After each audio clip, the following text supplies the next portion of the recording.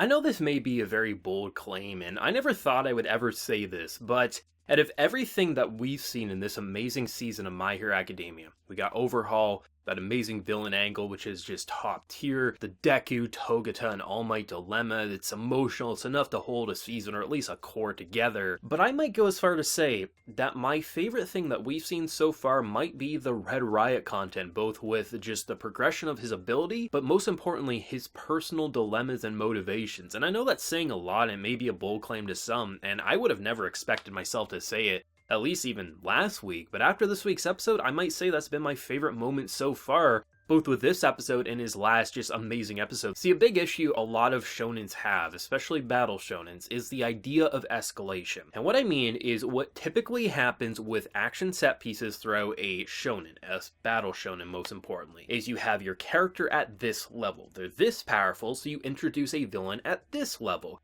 What usually happens is either in the middle of the battle, they power up and become this level, or they have to enter a training arc and get to that level. Maybe that's okay for an arc or two, but what a lot of battle shonen authors get into the habit of is escalation upon escalation upon escalation upon escalation to the point you're destroying universes, and it's like the people are just exhausted at that point in time. What we got in this episode with Red Riot, Fat Gum, and two characters were pretty amazing, I have to say. Rather than giving Red Riot a power-up, like I thought was going to happen, I felt like that was the only way Fat Gum was getting out of that situation.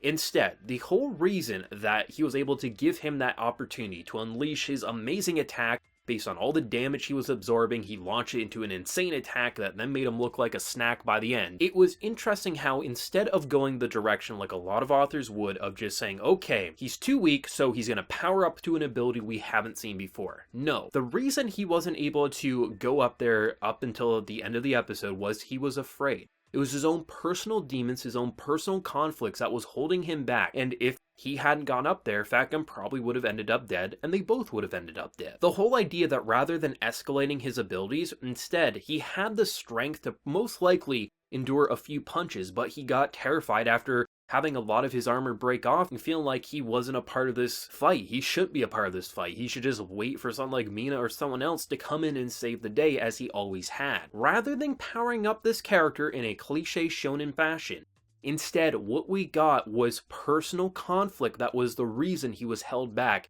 and because he overcame it in that moment, taking into consideration his kind of idol's words, someone who had a very similar ability to himself, taking into consideration that sometimes you need to charge headfirst, not even take into consideration your own life, not let that fear hold you down, damn the consequences of what will happen to you because people are in danger, you are the shield. And the idea of having a character whose entire power is built on defense being scared of getting hit is amazing for a narrative, and the fact that that's how we conclude the fight, not because of escalation in powers, but rather personal conflict and then growing because of that.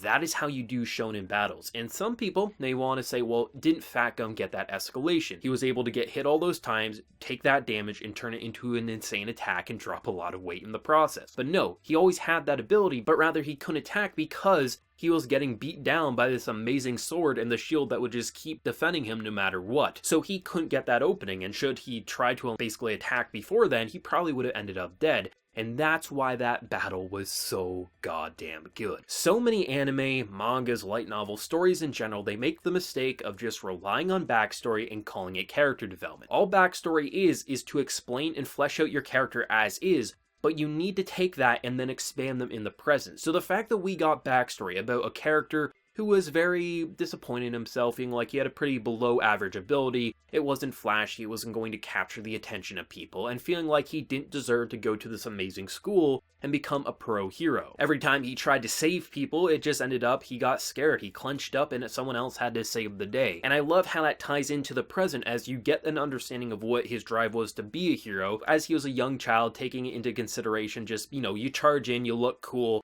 but he didn't really understand that it is okay to be scared and feel afraid of what you're looking at, but if you do want to be a hero, damn the fear. Take it head on and just say you have to protect someone. You're basically, you're doing something very similar to All Might in a lot of ways, which kind of makes sense because All Might inspired pretty much every hero out there in some way, even if they consider him a rival, like some characters obviously do. So I love how it plays with the backstory of fleshing out your character, but then giving you an understanding of why he's not getting back up. You say, oh, this makes sense as why he's basically cowering like a scaredy cat. But then you take the words, the motivation, to then just say, damn the consequences, you're gonna be the shield, which then in return lets all that damage that was making me sweat for Fat Gum, as I truly thought either Fat Gum was dying or our character was going to get a power-up, and I would have been very disappointed. But once again, My Hero Academia shows that it's not a run-of-the-mill battle shonen. It's not something that just relies on the tropes and cliches to stay popular, which it could. This is the type of show that doesn't have to be smart with its writing, and it will get eaten up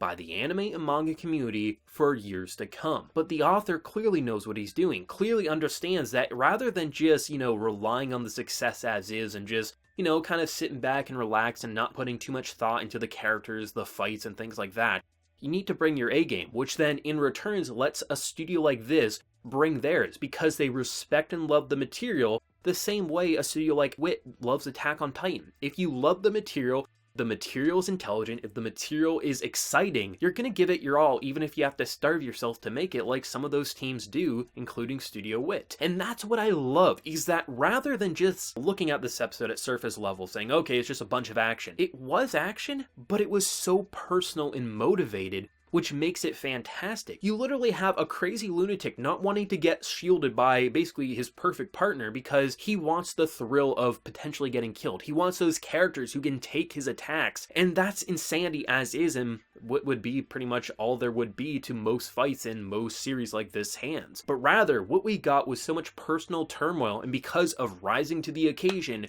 we got one of the hypest moments in My Hero Academia to date, and that's why I say this might be my current favorite part of this season, and I know it's just getting started. I know I'm gonna have other favorite moments, but as it stands, for as amazing as the villain content has been, as amazing as the Deku and just all the All Might stuff has been, the idea that a simple boy who can basically have this amazing defense has turned into being one of the flashiest heroes despite not being all that flashy at surface level, it brings a smile to your face, or at least I know it does for me. And even as amazing as that type of content was, there was some surprisingly interesting developments with basically this organization as a whole, as some of these characters will just naturally follow Overhaul or someone like him because, well, he lent out a helping hand, so therefore they're going to follow him even if they may have personal doubts. But it seems like a majority of these characters, or if not a good chunk of them, are just following him because they're scared and feel like there's nothing anyone can do, and it doesn't matter how many police charge through that door, you are going to die, and we're going to keep following him, not out of loyalty, but out of fear, because the previous leader, who no longer can talk, can no longer give commands, is out of commission, and they just feel scared for their life. And even though they know morally what they're doing is wrong, their previous leader may have had questionable things here and there, he was still a respectable man. He wouldn't put on a villain mask, he wouldn't put on a villain name.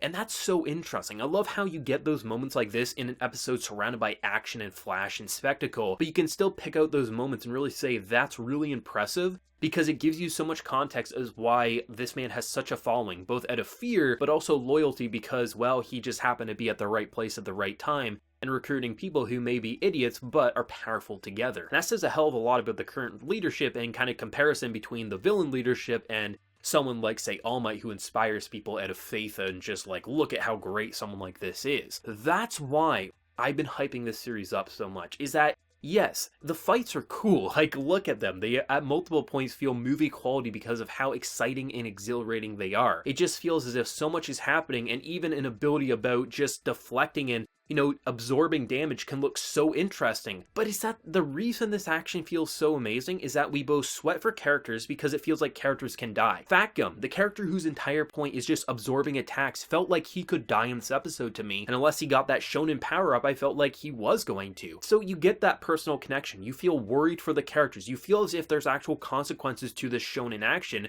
which in a lot of series, there isn't consequences. Everyone will always get out unscathed. But here, we're seeing there's wear and tear from students to pro heroes, and characters can and will die in this series. So the idea that you have that personal connection, but then you get all this really real and vulnerable human writing to back why a character is cowering in fear, or why a character is standing his ground, even knowing that he is going to get killed. It makes this series not feel like a battle shonen. It makes it feel like something of quality writing and stature. This is an episode that I would show someone who has to be proved that My Hero Academia isn't some cliche shonen, because as an episode by itself, it's interesting, it's exciting, but it also breaks down why this isn't a series that just uses escalation to basically get out of any situation, but rather it was actual human writing and just overcoming that obstacle of emotional turmoil that allowed him to stand his ground, giving the opportunity to a character who all along had the ability to defeat them, just needed that moment, and because of overcoming personal demons was able to. Not giving Red Riot some new ability, some cannon that he could shoot out of his ass, no.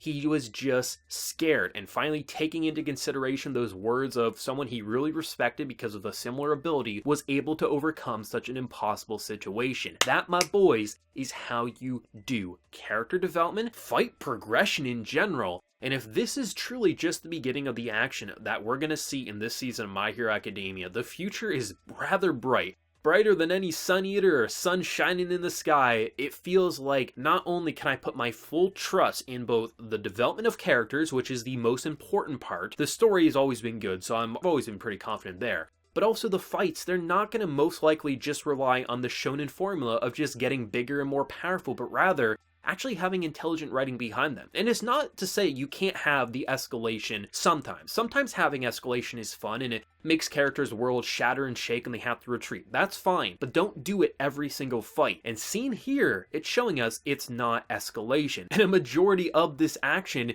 is absolutely just personal turmoil in this season. We got it with Sun Eater last week and now we got it with Red Riot. It's so amazing how it feels so vulnerable, feels so exciting, and it also feels so depressing, all wrapped up into one. And that's why this season is so great and why I think it deserves the popularity and success it has. And I can't express enough how much I love the idea of a guy with an ability to defend being afraid to get hit and then finally rising to the occasion, and because of that gave a pro hero his chance to do an absolute demonic punch of doom, and that was amazing. I am very curious though, specifically for anime onlys. Did you expect Fat Gum to not only be a defender, but also have some insane offensive attack? Be truthful. Did you expect him to look that, handsome and muscular by the time he unleashed it? Because I doubt many saw that coming, but maybe there will be a few. But also for manga readers, how was this for an adaptation? I've seen a lot of 10 out of 10s on Twitter and things like that. I'd be quite surprised if a lot of people did dislike this episode, because I thought it was one of the best and one of the best moments of the series to date. But whatever anyone is feeling, do let me know your thoughts down in the comment section below. If you enjoyed the video, be sure to drop a like and remember to hit that subscribe button if you have been new. So until next time, everyone, please take care and have a good one.